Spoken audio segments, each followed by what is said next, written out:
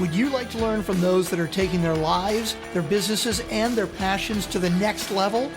Best-selling author of Speakeasy and master connector Lou Diamond is here to connect you to some of the most inspiring and amazing people on this planet. Get ready to thrive loud with Lou Diamond. Welcome everyone to another spectacular episode of Thrive Loud with Lou Diamond, connecting you to the most inspiring and amazing people that are thriving each and every day. I'm your host, Lou Diamond, and today on Thrive Loud, we have someone that is all about scaling your business in so many innovative ways. We're going to get knee-deep into that stuff, and we're going to jump right into it right away. He is the head of Wojo Media. Thrive Loud listeners, let's get right with it with Jason Wojo. Jason, welcome to Thrive Loud. Thanks, man. I appreciate you having me. I'm excited. All right, Jason, I love getting a little bit of a backstory, but I don't want to go all the way back to the womb. I kind of want to understand how what you're doing right now became your gig.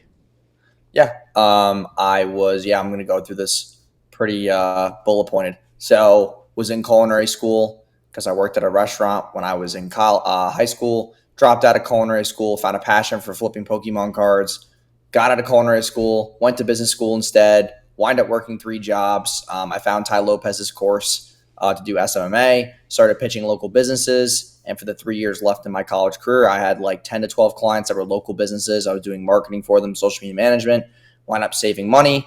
For those 3 years, I was living at home while I was going to a school near my parents. And then from there, I moved to Orlando, Florida. And then I went all in on the agency. And now 6 years later, we're here now with 255 clients and a team of 52. And it's been a crazy ride. Love it. And I love the efficiency in which you ran through that history of the world of Jason Wojo. So very, very cool stuff. I want to dive into some of the tactics of what's going on today because you're like a hands-on person as to what's working, how you're helping companies grow their business. Let's keep it into it's a very daunting space and there's a lot of noise. And when I say there's a lot of noise, I'm referring to people offering their services to help you get your brand, your name, your followers, your business growing. Jason, let's talk about what Wojo Media's approach and how you work with businesses and how you help position them in a way that gets them to scale their business. Yeah. So awesome question. Most of the time when you see ads on the internet, it's always for people who are like, hey, I'm just going to run your ads, or we're just going to do branding or a website, whatever that looks like. The problem with it is that it actually goes against like why ads convert well. And I'm going to explain. So most of the offers you see on the internet are these like very simple, blunt things. And the reason why people do that is because you cannot just run ads that say, hey, let me help you scale your back end and create a better offer and manage your KPIs. No one's going to click on that. So you have to front load with the sexiest thing. And that's why you see so many contradicting offers on the internet. People who are like, hey, I'll book you more sales calls. I'll get you your own sales closer. I'll increase your revenue by 10K a month. Like you see all these different offers online, or you don't pay. That's always like the guarantee. And the reason why we differentiate ourselves was because we lead with ads, but when you get on a sales call or you get on a demo, it's all about the 4 really important parts that we always hone in on, which is, first of all, is most businesses are never going to be successful with ads because they don't have a good offer. And they don't realize how important that is. They just think, hey, this is my product, this is my service, it's so valuable, like everybody should want it, or this kind of avatar should want it because I know their problems. The problem with that assumption is that you don't really know enough market research and you haven't talked to a lot of customers to actually know what their pain points are. So when we get on the phone with business owners, they always say, oh, I worked with an agency in the past and my ads didn't convert. The problem with that is that it's not really about your ads. And I know that's completely hypocritical to what like we pitch on the front end. But if we said 2 paradigms, if we said, hey, I'm going to scale these 4 things in your business that will allow you to grow your revenue, or I said, hey, I'm going to help you scale and grow your paid ads, the paid ads is going to get more clicks because it's sexier. It's click, publish, done. It's simpler for people to actually grasp.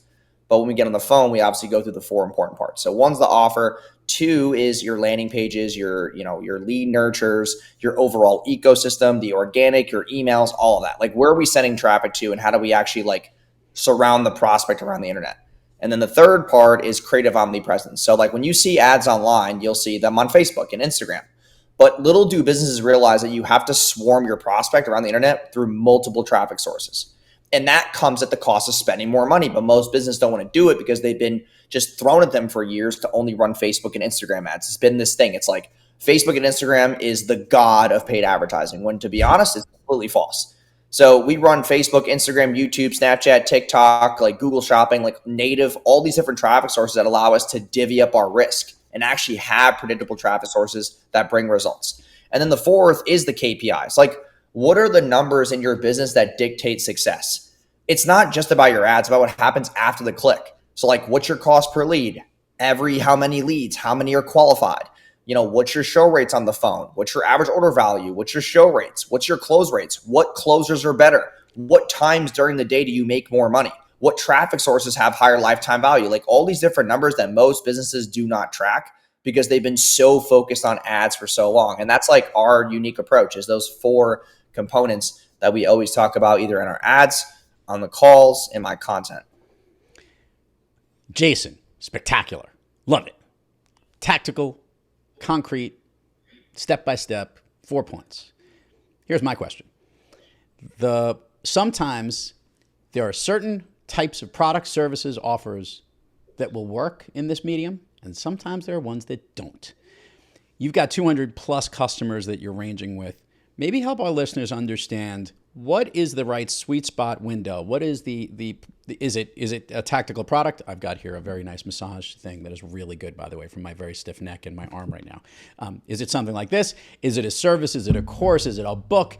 Tell me, when you're working with these 200 some odd clients, what's that sweet spot window that seems to be working more often than not? So the biggest thing that we see is, if it is a low ticket product, let's say we'll go low ticket and like high ticket.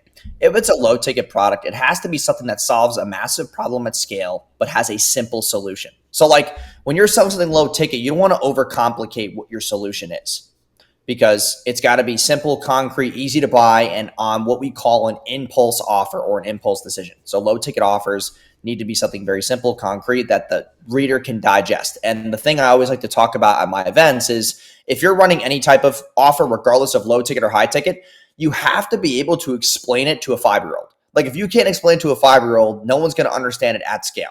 Okay. Then that leads me to high ticket. High ticket is all about, because you're obviously charging a lot more money. How do you bridge the gap between the problem that the avatar is having, and building this bridge and to the actual outcome that they want, but doing it for them fast with a guarantee, backed by case studies, and giving a good results-driven promise. Like the sweet spot has always been, how do I provide a solution or a product to the market that massive people want at scale, that solves a massive problem? A 5-year-old understands it. I know my avatar needs it, and I know they want to make an impulse choice on it. Because what does that make it? It makes the sales cycle a lot shorter. There's a lot of high ticket offers out there where the sales cycle is very long. Let's say you're a financial advisor, you're trying to move somebody's money from a 401k to an IRA. That's a very long sales journey. Personally, not a business that I would want to run. I don't want someone to take a whole 45 days to wire me or move their money. I want something to be able to be bought within a 24, 48-hour window. And then that leads you to the next piece, which is, if your sales process is good enough, if your team is good enough, if your leadership and systems and overall ecosystem is good, you're going to close sales a lot sooner too. And then the last piece is like sales versus marketing. People always ask all the time, like, what's more important? This comes down to proving the concept between, what makes a good offer and what's the sweet spot. If your sales team is really, really good, your marketing and offer doesn't have to be crazy strong. You just have to have really good fulfillment to keep those customers. But if your sales is really trash and your team's not that good, then your marketing has to be really spot on. So that's like this fine balance between sales and marketing that most businesses do not understand. And they're just so wrapped up in what we call ego offers. And there's businesses that will run an offer because they think that is the best thing for the market. And they are so wrapped up in their ego and their expertise and like their social proof that they don't realize that they don't dictate the success. The market tells them what they want and not. And that's a huge misconception. In the range of the products that you guys deal with, the services and products that you deal with, you hit something really interesting. Obviously, those longer sale items don't always work within this, of a relationship type sale, a referral type sale. And I would argue, of the many different types of businesses and leaders that we've had on this program, there is a fine balance between those that have something really cool that can be offered and marketable and sold within that marketplace, and other stuff that takes a much longer process that is more of a relationship and showing me what you work and referral business and all of that stuff. I bring this up because I imagine Wojo Media got a lot of its business from its referral work on the work that it's done for others. Yet it probably has some sweet spot in an offer that it puts it together. And maybe you've drunk your own Kool-Aid and done some real marketing with that. Help me understand the split between this and that line of, where does it come in? Where do you say no to, I'm not going to be able to be successful with you, said client or potential prospect? Because I know that we've hit a line that this is not going to work, or a price point that might not work, or where the process is that there. I know there's some point in there that Wojo Media says, no, thank you. We can't make you as effective as we'd like to. Yeah. So the biggest parameters that we would look for is if your product is not product market fit. A lot of the times, we look at products and services and we, like I said before, we just think that they're supposed to sell because someone else is doing it, or they took an idea from someone else, or they're trying to reverse engineer. But if your product is not product market fit, then it's not going to be scalable. Two is if you don't have the right system set up. We can work with you if you're a lead gen business owner and get you a bunch of leads and calls. But if you don't know how to close, or you don't have the right lead nurture, and you don't have a team behind you, you don't have setters and closers ready to make that sales journey very, very efficient, then it's going to collapse too. And the third is actually a customer journey. If you don't have a customer journey for your actual prospects, you don't know where to lead them to be able to make more money off the same people. So if you just sell one service and one service only, you're just dimensional. It's something where it's a one-off and they don't buy anything else. But if you are a business where, let's say you're like us, okay, we run your ads and then we can find you a setter, we can hire a closer, we can do your email, we can do SMS, we can do organic.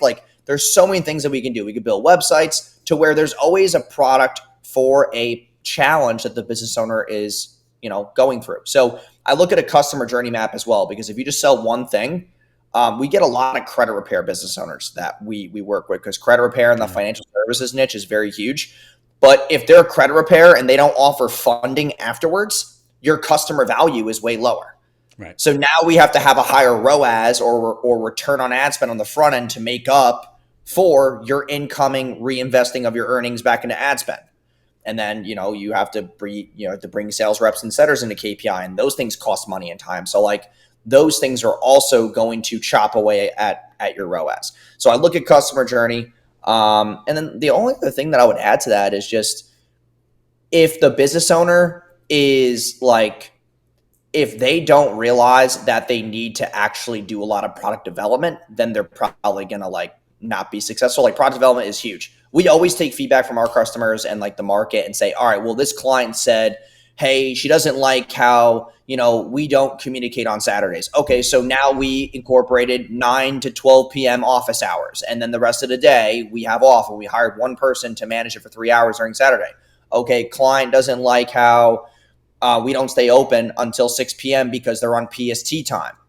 Okay, I guess we have to stay open. We look at the market, we look at the clients as feedback to actually build new products and services, because if one person's thinking it, there's probably another 5 to 10,000 people thinking the same thing. You wear lots of hats, Jason, in your role. And you, throughout the beginning, from the entrepreneurial start to growing the business where it is, you probably took on more roles and you delegated different type of roles. With all of the hats you have to put on, branding your business, marketing it, doing stuff like this, coming on shows like that, strategizing and doing the client work, or maybe even figuring out the growth and strategy for Wojo Media down the road, which of those hats do you like wearing the most?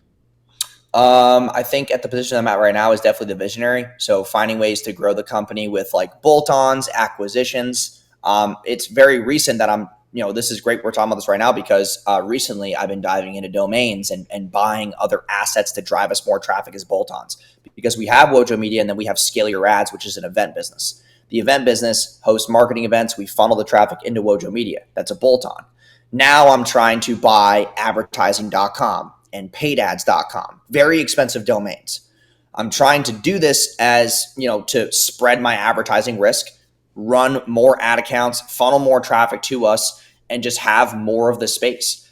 And also we're trying to buy and leverage a lot of data. So it's something where now in the visionary role, because I'm not CEO anymore, I hired a CEO and we have a team of 52 and we're doing great right now. Systems are good, leadership's good. team is good. We're all solid. We have good retention. Like everything's really going well right now. Good sales team. It's up to me now to say, all right, cool. Like we need to do events. We need to start buying more assets. We need to start, maybe acquiring an SEO company. Maybe we should start building a SaaS. Like these are things that I do on the visionary role now. Got it.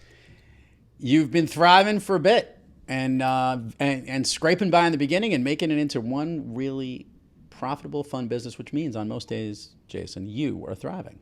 But we all have those days when we're a little off our game and we're not quite kicking on all cylinders. Jason Wojo, is there a practice you actually do, or a person you actually look to help get you back on the thriving track when you're not quite thriving? I would probably say the future me. This was a thing that Anthony McConaughey talked about during his speech. He was like, "Hey, like I'm always trying to chase, my 25-year-old in front of me, like me in 20, 30 years." And I always think about, like there's days where I don't want to like do any work and I'd rather go take a walk or like go do something fun, but I still have a business to run because it's a matter of where do I see myself in 20 years. And also like I have a huge team that depends on me and like they look up to me and they have families and people that they have to feed and they have goals of their own. So it's like, it's not really about me anymore. That's what I focus on more. It's like, what are people going to say about me 20 years from now? They're going to say that I was a good leader. They're going to say that I did everything good by them. Like, are they going to say that they, or they just keep working for me and they really do trust me as we move forward in the company and obviously grow and scale? Like those are things that matter more to me. Because in the beginning, it's about proving your concept as a solopreneur. You prove your concept, you make money, you profit a ton, your margins are high, and then you just got to take on a team and then you got to become a leader and somebody that people will stand by regardless of the battlefield. So that's kind of what I look up to, is just like me in 20 years. And also like I'm the last person that's going to have my last name. So it's kind of a generational thing. I have a very small family, not much of us left. So I have this weird inkling that I'm probably going to be the last one to be alive. So that's probably why too. But yeah. So, you're not going to pass down this name to anybody else? No one's going to keep the Wojo name? Oh no, they better. Yeah. I mean, like right now I'm 26 and I'm not married or anything. I don't have any kids. So I don't really know how those things feel. I think that's another chapter of my life that I'm starting to, figure out and seek. But only time will tell. Gotcha. I've got odds in the other direction. But anyway, I digress. Before we go down Fun Street here, I wanted to get your take on AI. And I think there are so many ways to expedite the process of some of the stuff that probably your firm does, lots of other competitors do, that is enabling certain tasks to be automated in certain ways. How much has Wojo Media embraced or partnered or tapped into AI when it needs to? And what do you see that looking like maybe 2, 3, 4 years down the road for your business? So like one thing I'll say is a lot of things that the clients look for in the business world right now is human connection and radical transparency. So like I don't know, everyone's views on AI, but I'm going to be honest, like we don't really use it at all. I don't really believe in it.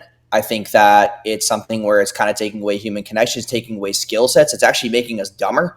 I only use AI for Zapier and like automations and systems. I don't use AI for like copywriting or building landing pages or creatives. It's something where it helps you with a foundation, but you still have to have the creativity and the skill set to make it its finalized project. So yeah, we've always stayed around, like we don't use ChatGPT. I think it's like making the world terrible, to be honest. So I love this for so many reasons. One, because we're more than a generation apart, but two, I also happen to think that Zapier is one of the greatest task masking things and automated certain things, creating reports. You experienced it yourself when you came on the podcast. It generated a whole bunch of stuff when you came onto the program here. So there's certain things that I think are good that way.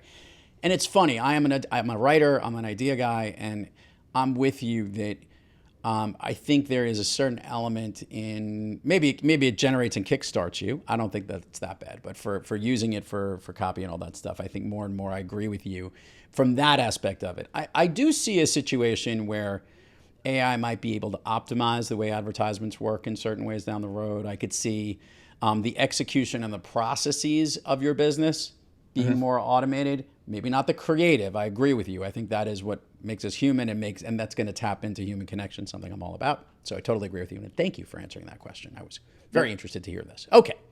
Let's do the admin part of the show real quick before Fun Street. Jason, share with the listeners all the places people can find you, websites, URLs, socials, including the ones that you're trying to buy. No, I'm just kidding. Or if anyone's trying to sell these things, call up Jason after the show. You know where to reach him. Provide all that information. We'll put it in the show notes, and want to hear it from you. Thanks, man. Yeah. So right now you can go on Instagram at the Jason Wojo.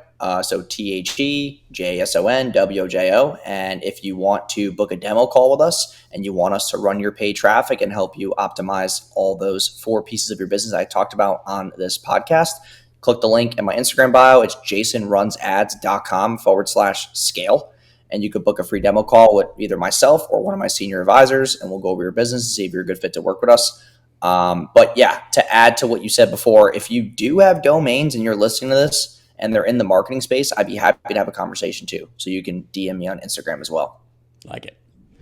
All right, Jason. Jason's been ready for Fun Street since the very beginning based on a lot of the answers he's provided on his opening questions. Can you share with the listeners what you shared with me as one of your favorite movies and one of your favorite TV series? Favorite movies, Forrest Gump, and then House MD, which is my favorite show. So I got to connect with you on this. I loved that show for many reasons. Obviously, they had a very good-looking cast. We could talk about that on another day. But that was always like the funniest show to me when it came to a medical thing. And very serious things, and they were using it as a science project to solve it. But there was one really funny episode, which I know since you're a loyal fan, you've seen. They would always throw out in the possible suggestions of what somebody was diagnosed with that it might be lupus. And then one time, finally, like 6 seasons in, it actually was lupus. And they commented, funny, it actually was lupus, which was kind of a funny thing. But what did you like so much about that show that connected the most with you? I think it was always like being a part of like the mystery at the end. It's so good with like the attention grabbing piece of like, all right, like what does the person have? Also, the whole piece of like everybody lies. That's one of his favorite lines throughout the entire show. Like everybody lies, and you're listening to the patient, getting the like trying to find a diagnosis, and they're lying 90% of the time. Yep. And it's just interesting to know what they're lying about, and then what it comes out to be at the end. Also, I resonate a lot with like the character of Gregory House, like regardless of how he dressed or like how alone he was, everybody still listened to him because he was right, and that's the only thing that mattered. And I really resonate with that because I'm not a big social person. I'm not like this person who goes into big groups and has a lot of friends. Like people will still come to me though because they know that I'm right, and I always resonated with that. The genius of the introvert and the introvert of the genius is something that I once heard as a pretty good expression. Like, and I also think there was something unique about. First of all, the first time I learned he was British, that actually blew me away because like I heard he does an American accent for those that can watch the show. I wonder if it must be on Hulu or something. You could find it on some streaming network house, but it was really excellent television. I do agree with you. All right, we're going to do the speed round here on Fun Street. We basically call it the Speakeasy Pub Crawl because this place is a fun speakeasy. We like to stop at all our favorite places, and these are all your favorite places. So there's really no wrong answers. It's just what you like. Ready to rock and roll with this? I know you are. Yeah, let's do it. Okay. Of late, a song that you love to listen to, or maybe one that pumps you up or is your jam? Ooh, I would have to say, geez, that's tough. I know the name of it, but I literally just can't think of it off the top of my way. Just give me 1 sec. I'm scrolling on my phone right now. It's Break Even by Graham. Okay. Yeah, that's a great song. I like that song. Favorite food that is not a dessert? Filet mignon. Favorite dessert? Sorbet. An activity you wish you did more of? Play tennis. An activity you wish you did less of? Wow. I would probably say smoke hookah. I smoked hookah. Yeah, so bad. I have a feeling that if Jason Wojo was actually a patient on House, he would not be the one who lies. Okay. An activity that's relatively new to you that you've recently tried that you like so much you want to tell everybody else to try? Sleeping more. Oh, that's relatively new. I like that part. If I could snap my fingers and Jason Wojo can be anywhere in the world, where is he? Dorado Beach at the Ritz-Carlton Reserve. Which is an event coming up, is it not? Why don't we do that? This episode's going to air right at the time that you have a special event going on. You want to plug that going down in Miami, right? There's some kind of event going on. So right? That's actually in Dorado Beach. Is actually Puerto Rico. Oh, Dorado Beach down there. Sorry. Yeah. I love Dorado Beach too. But totally different. Yes. Yeah, it's this very like small island as a part of Puerto Rico, and like all celebrities live there. It's like, it's actually nuts. Like, not a lot of people know about it because it's stuck in the back of the woods in Puerto Rico. Like, not a lot of people know about it, so it's crazy. Okay, gotcha. That event you have going on in South Florida, though, that you wanted to plug that, give that as a moment to plug here. Sure, go right ahead. It's all yours. Yeah, so April 27th to the 28th, we're running Scale Your Ads. It's a 2-day hands-on workshop. It is going to be in Miami, downtown Brickell area. So if you're looking to scale your paid traffic and learn from us in person, you can grab a ticket for that. General is like $97 and VIP is $197. And yeah, that's it. Jason Wojo, Wojo Media. Hey man, continued success to you. Keep growing the business the way you want it to grow. And thanks for all your innovative marketing tips. We really appreciate it here on Thrive Loud. Yeah, thanks, man. To all the listeners out there, thanks for joining us. Until next time, keep moving onward and upward. And remember, be brief, be bright, be gone. You've been listening to Thrive Loud with your host, Lou Diamond. Check us out on the web at thriveloud.com and follow us on Instagram, LinkedIn, Twitter, and Facebook at Thrive Loud. And check us out on the Good Pods app at Thrive Loud, where you can follow, listen, and connect directly to Lou and all of the Thrive Loud episodes. Thanks for listening.